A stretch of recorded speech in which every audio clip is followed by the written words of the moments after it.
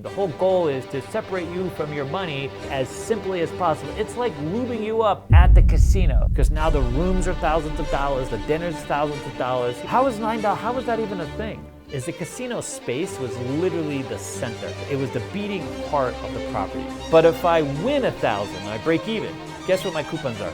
$1. Now you get more comps, sent to you when you lose. So if you suck as a gambler, you are worth more to the casino.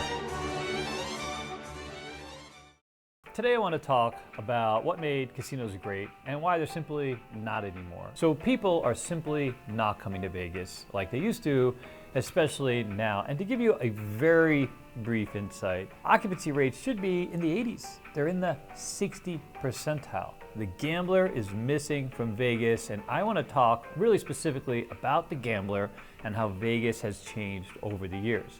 So it's 1991, I'm a craps dealer, I'm at 1 Fremont Street. We have what's called a shill. Casinos actually hired people to stand at the table and generate some excitement. And I'm talking to the guy and I'm asking the guy, I said, hey, what happens?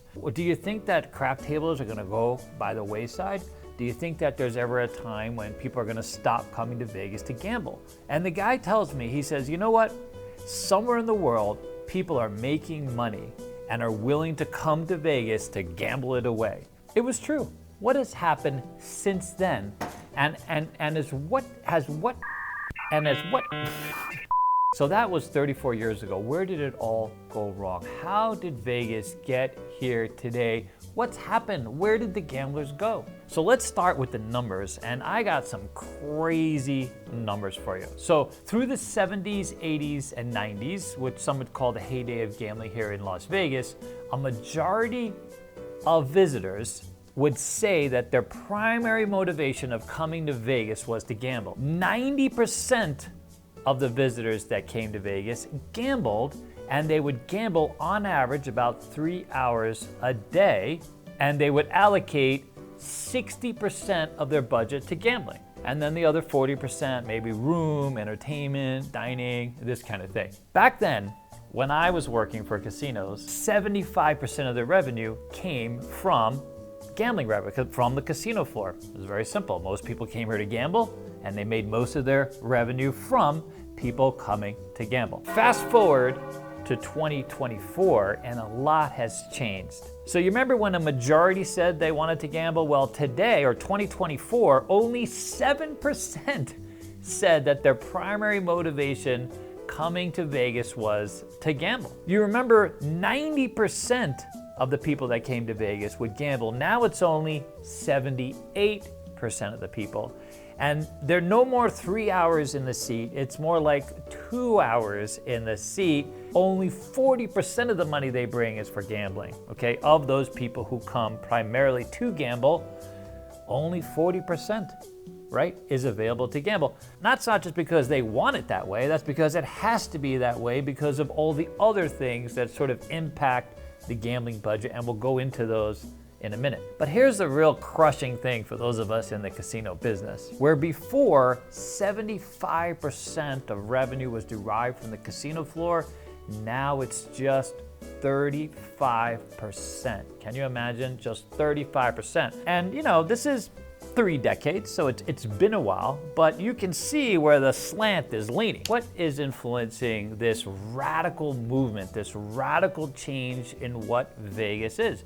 First of all, Vegas used to be a gambling destination. That was number 1 on the list, right? I mean, for all intents and purposes, people came to Vegas, it was known for its casinos. Everything else was secondary. Everything was built around the casino. Everybody was advertising their table games, their paybacks on the machines. I mean, everything was sort of geared towards the gambler. Come play here because we have the best blackjack. Come play here because we have the best slots.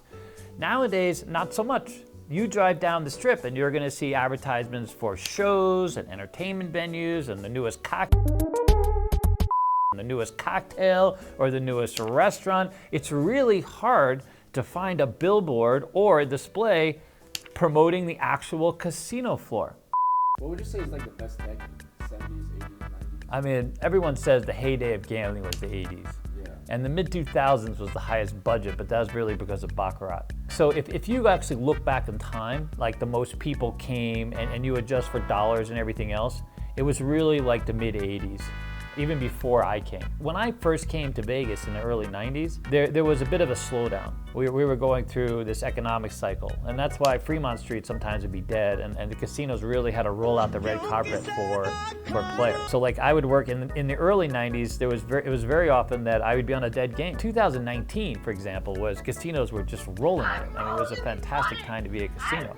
Then of course the pandemic hit, but that was one of the best years. Everything was growing and taking off, and come the later years, in the mid 90s to late 90s, things really started recovering, and Vegas experienced more of a heyday. That's when the Rio and the Hard Rock and some of these properties really started having an impact, and gambling floors were packed. You know, the Horseshoe had, I don't know, umpteen number of crap tables.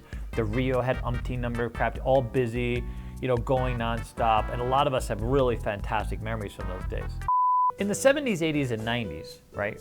And when I started in the casino business, you know, casino was the center. Everything else was built to incentivize you walking through the casino floor. There were the shows and the food and the entertainment, and they were in the back of the house. Like you had to walk through the casino. And as you walk through the casino, maybe you drop a few coins in the slot machine, maybe you belly up to a blackjack table, right? Maybe you do something that puts some, you know, money into the casino space, right? There were some good restaurants, don't get me wrong, but most of the restaurants were great because they were cheap. They weren't the destination. The casino was the destination. Today, that's not even close to true. The food halls, the luxury hotels, the entertainment venues, the bougie-ass restaurants are all destinations in and of themselves. The casino itself is like an adjunct. It's an add-on. It's something to do over here. A lot has changed.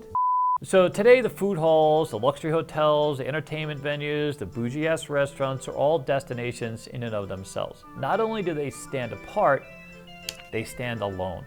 And they continue to reach deeper and deeper into your gambling budget. If you end up at Gordon Ramsay's restaurant, guess what? You're gonna have less money for a craps table. How did we get here? So let's talk the food. When I started here in 1991, me and a friend would go to Arizona Charlie's, the tavern, not even the casino, the tavern. And for $1, you can get a meatloaf sandwich and a drink. That's right, a whole meal, $1. We also would go to their breakfast, which was $1.99, pancakes, eggs, bacon, and orange juice. You know, some of you actually will remember the cafe at the Horseshoe. Remember that one? Not a destination in and of itself. You went and played at the Horseshoe, then you ended up at their cafe, you went downstairs and you had an entire steak dinner for 12 bucks. And this was everywhere. Lady Luck with dollar meals, Golden Gate 75-cent shrimp cocktails. Everything was an extension of the casino floor. You know what else was great? They had $5 buffets, dude. $5 buffet, all you can eat, $5. Famously, Showboat, $5 buffet. Let's get back to some numbers. You ready for some numbers? In 1990, a gambler in Vegas would spend an average of $15 to $30 a day to eat here in Vegas. Today, the average person that comes to Vegas spends $200 per day. $200 per day. There are buffets now that reach to $165 a person. Yeah, and you got to make a reservation. It's not like you can just belly up to the line and let yourself through, you see? You remember when you used to gamble a little bit, someone would kind of rip off a little paper, sign it, and send you on your way, free meal. And you didn't have to gamble a lot. The great thing about going to the Horseshoe is, if you played their high limit $5 blackjack, not necessarily high limit, but if you were willing to play $5 a hand on blackjack, you got free smokes, and more than likely, if you sat around for at least an hour or two, they would scratch off a comp so you can go eat for free. It was just that easy. You didn't have to have points, you didn't have to wait a week, you didn't have to wait until next month's promotion to get $20 off your dinner, whatever the case is. Right there, Mr., Miss, Mrs. So-and-so, here you go. Enjoy the food, right? Because guess what? That cafe wasn't $200 to go eat for one person. It was 10 bucks. It was a very reasonable comp, right? So that was a fair exchange. A lot has changed.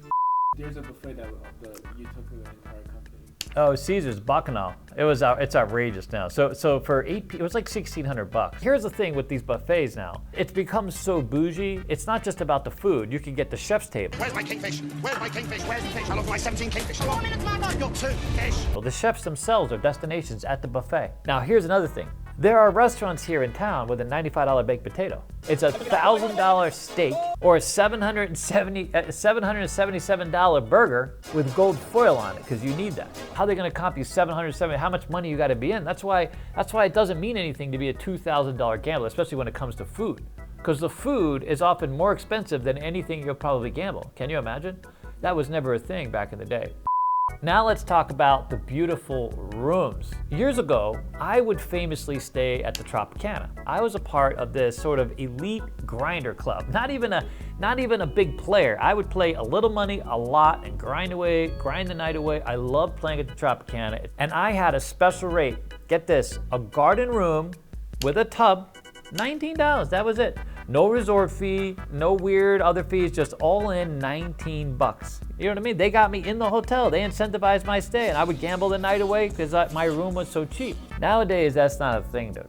Back in the 90s, when I started out in this business, if you didn't get a comp room, which many of you did, right? Because again, the rooms are much cheaper, easier to comp. The average nightly stay on the strip now, $60. All in $60, not $60 plus all these fees. It was $60, free parking, no resort fee, not just $60 a night. Today, it's $200 for the room, average, plus resort fee, parking fee, processing fee, venue fee, bed fee, flea fee, whatever. Every fee you can imagine. So it becomes $200 and something, maybe $300, who knows where you're gonna stay. And guess what? They can't copy these because sometimes the rooms are worth more than the budget for gambling that you have. In fact, years ago, they had these very special rooms. So many of the casinos had very special rooms that were dedicated to players. You couldn't get to those rooms unless you were a player. Guess what? That has changed. Those rooms are now available if you're willing to spend a ton of money. There are rooms in town that are $20,000 a night. You could never get to these rooms years ago, the villas, the penthouses, the mansions, and all these other stuff. But now, if you're willing to pay, you can play. Okay, by the way, we're gonna get to F1 later, dude. Don't get me started about F1. Those room rates are only applicable when there's not an event, and God forbid there is a convention or F1. Shut go!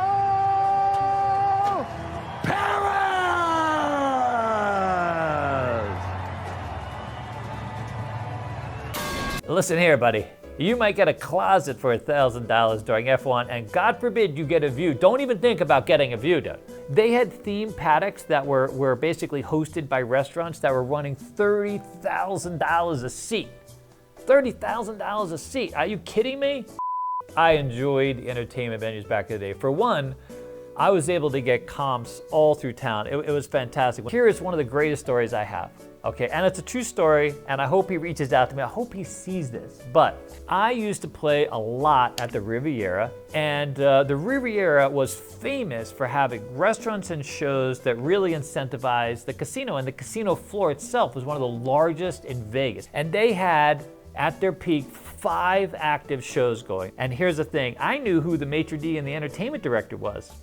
And I would go up to him, and I would say, hey, David here, I'd like to get into a show. And you know what he would say? He would say, hey, I got you on the list. He would put me on the list because he knew I was a regular. And guess who he was? That man who was the maitre d' entertainment director at the Riviera was no other than Steve Sciarippa. You know him? From Sopranos.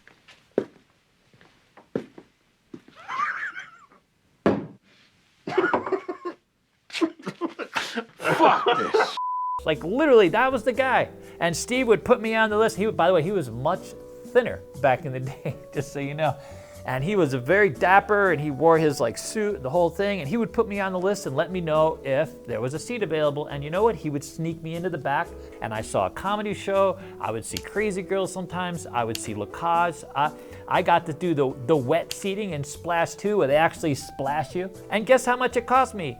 $0. Like, I was a nickel player at the Riviera. I just happened to know the guy who was sort of the gatekeeper of the shows. And that was a common theme. And you guys who were playing back in the day, you know that's true. And they would ask you, hey, where are you playing? You'd be like, you know what? I'm playing $25 over there. That's big money.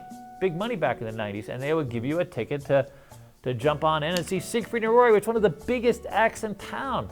How far we have come from those days. I don't want to call out any big stars, what would arguably be one of the biggest pop stars on the planet, whose average ticket here in Vegas was $1,200 a person. Can you imagine $1,200 to go see a show? The cheapest show are some of the shows that are sort of built into these venues will get as low as $68, $70, give or take. If you're gonna go to the Sphere, for example, or you're gonna go to any kind of headliner show, you're looking at north of $300 for the nosebleeds. If you wanna go see Eagles and you wanna sit up in front, guess what? You're gonna have to pay, just so you know. It's gonna get pricey. You know, today, David gets to play a little more money. And guess what? I get 0 tickets. Every now and then I get a coupon code, and guess what? We have a coupon code for you. The Golden Knights, and they've reached out to us, and if you want to go to the Golden Knights, we got 50% off their tickets, and we have a link down below. If you're coming into town or you're a local here, check that out. We love them, they love us, and it's a fantastic thing, and it's 50% off. You felt like somebody back in the day. I famously got a comp to go to the California Pizza Kitchen. The California Pizza Kitchen, by the way, was like a bougie restaurant back then. There weren't a lot of destination restaurants. And I was playing $25 Pie Gow, and it was a supervisor who was friendly with me. I had come across him very often, and so he wrote me a comp. So I go to the California Pizza Kitchen, and he didn't put a limit. He forgot to put a limit on there. Under normal circumstances, there'd be like a $50 limit, because you could eat a California Pizza Kitchen great for $50, but they served really nice wine. Yeah. Oh. David went crazy on the wine, dude. It was over $400, maybe as much as $800, but $400 of wine. So me and my friend, we had 2 bottles each of just the nicest, whatever the nicest bottles of wine. It was all comp. That changed in the mid-2000s. Comp books disappeared, and then player's card became a thing, so you could track them and be much more specific. Now you get more comps, you know, sent to you when you lose. Now they can figure out what your theoretical. So if you suck as a gambler, you are worth more to the casino. Yeah. And they're like, listen, you suck more, so we're gonna give you better comps. These bean counters are so good. They're top tier, S tier. You call them S tier? S tier bean counters, dude. They have too much data. Way too much data. We've given them all the data, dude. So let's talk about the gambling. And this is the part that drives me a little bit bonkers sometimes. So when I started as a dealer, I worked on a 25-cent craps table. Then I moved up to a whole $1 craps table about a year later. So you can bet all the numbers for $8 on my craps table. That's gonna cost you $96 today. Your budget means less. Casinos just aren't in the business of really gambling anymore. Back in the day, when you could buy it for $100 and play all day on a craps table, someone might shoot a hand, and you were there to see it. Guess what?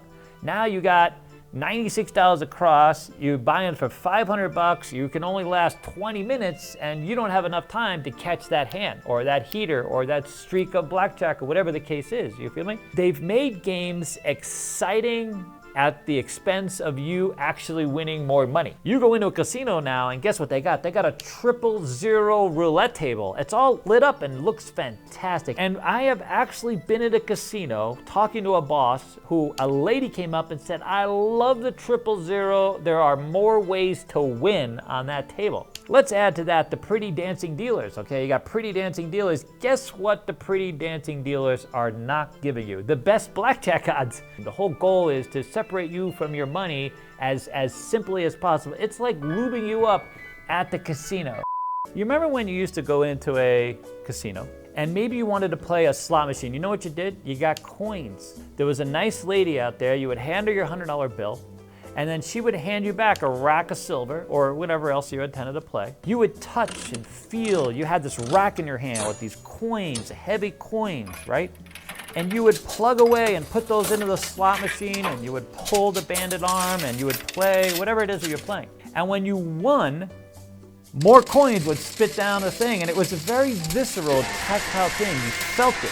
It showed up on your hands would get black. You saw someone cashing out at the cashier or in one of the carousels, and the blacker their hands were, the more money they won. And if you think back and the glory days of gambling, it was all part of that experience. Now watch this. Do you remember when you got to touch the cards?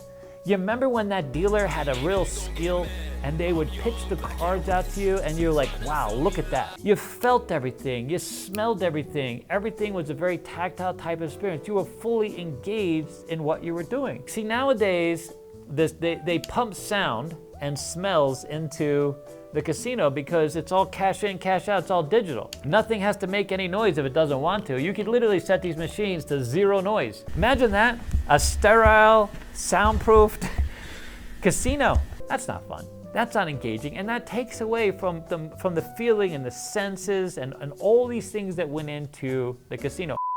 So how did we end up where we are today, and why are people not coming to Vegas, especially gamblers? I feel that the number one reason, and the thing that has tilted Vegas to this whole other thing, corporations. I don't know a single owner off the top of my head. The Binions are gone, the Wins are gone, everybody's gone. I don't know any of the owners anymore. It's all corporations. And what do corporations ask? They don't ask what the player wants, right? Because Win used to ask, what does the player want? Kokorian used to ask, what does the player want? People at the Rio back in the day in the 90s when I worked there, the Marnells asked, what does the player want? The corporations asked, what do the shareholders want? They could give a crap about the gambling, they just want the return on their investment. And guess what casinos at their heart, they have to gamble themselves to make money. Running a casino is no guarantee. You may get whacked at the baccarat table. There is incredible stories of Kerry Packer beating the MGM out of millions of dollars. They were willing to fly Kokorian's ass out here, pay for his plane, give him the biggest, fattest suite at the MGM because they were willing to take the risk on beating him out of $3 million. Now that's becoming less a thing. Corporations don't want to be in the gambling business per se.